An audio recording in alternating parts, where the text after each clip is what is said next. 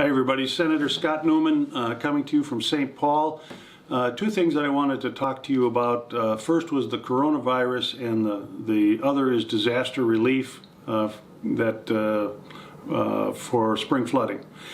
First of all, on the coronavirus, there is this issue all over the news. I would urge you to pay attention to it, listen to some of the recommendations, get online, look at the information that is available to you with the Department of Health.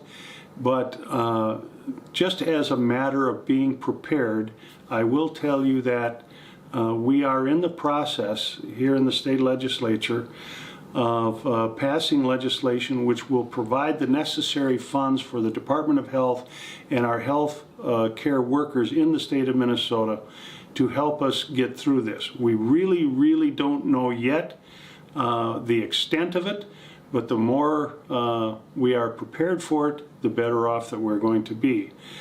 The other thing I wanted to talk to you about was the disaster relief bill.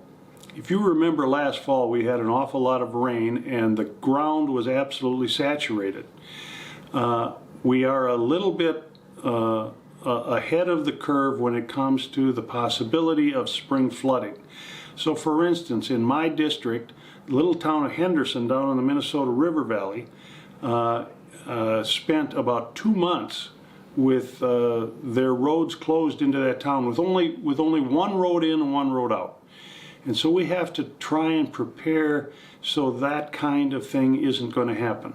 So we are currently moving legislation through that we are appropriating money that will be allowed to be spent by our local communities throughout the state of Minnesota when we have been confronted with a natural disaster.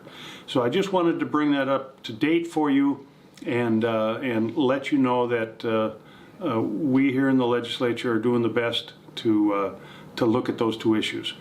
Scott Newman in St. Paul, have a nice day.